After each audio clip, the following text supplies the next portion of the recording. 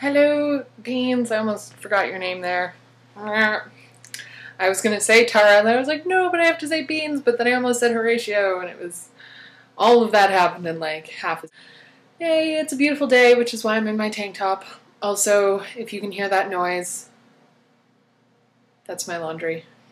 It's been a while since I vlogged, so I'm feeling really weird about it. I'm like, I don't know what to say. Sorry. So you asked a question, which is sort of prompted by the new hyperbole and a half thing that's up today. Ali Brosh is back on the internet. Yay, I'm so glad. She's one of my favorite things about the internet, and I'm happy that she's in a place where she can now be on the internet again, which makes me happy. So yeah, she wrote a comic about her experience with depression, and you asked me if that's...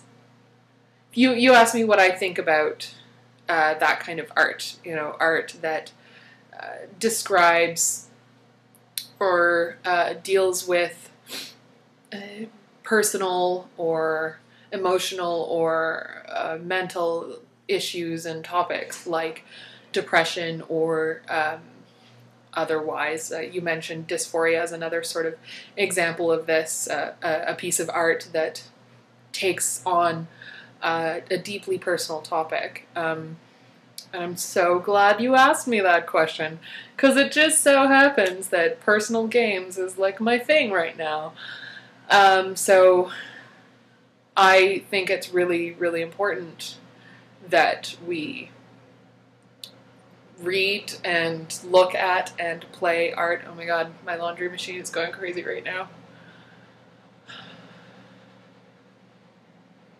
Be quiet. So yeah, so I think it's really so noisy. Why did I do this now? So I think it's really important that that we do play and read and look at art that takes on those topics, especially because those are topics that don't frequently get play, right? That's not to say that in the entire history of literature no one's ever written about depression, because I don't know what the history of literature would be without people talking about how sad they are.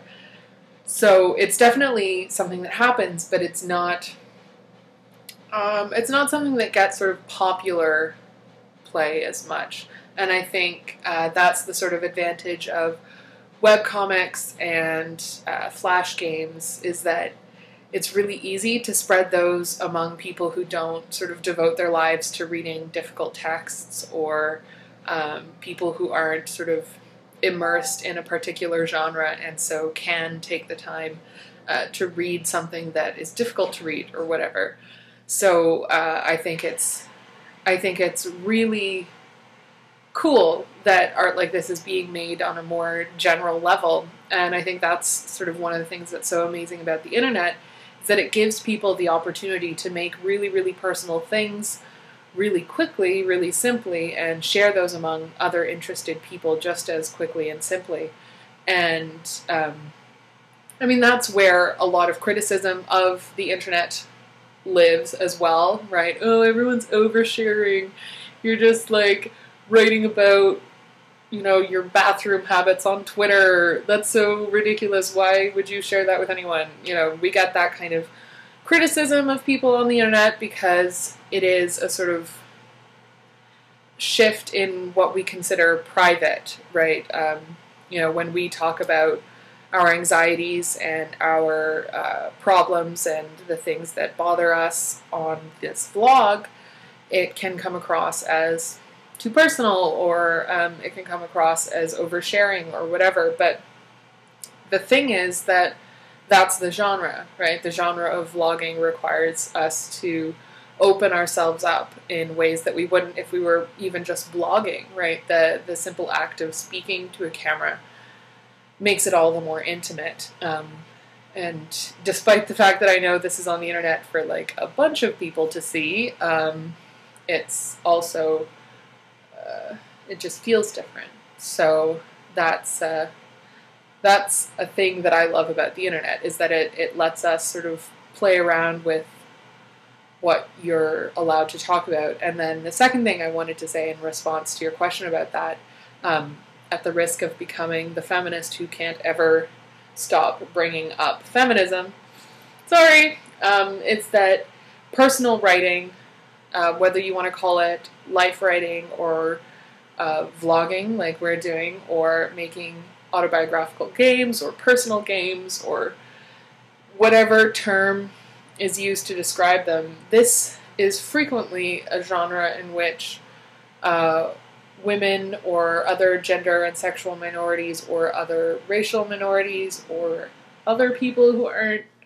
straight white dudes, sorry straight white dudes,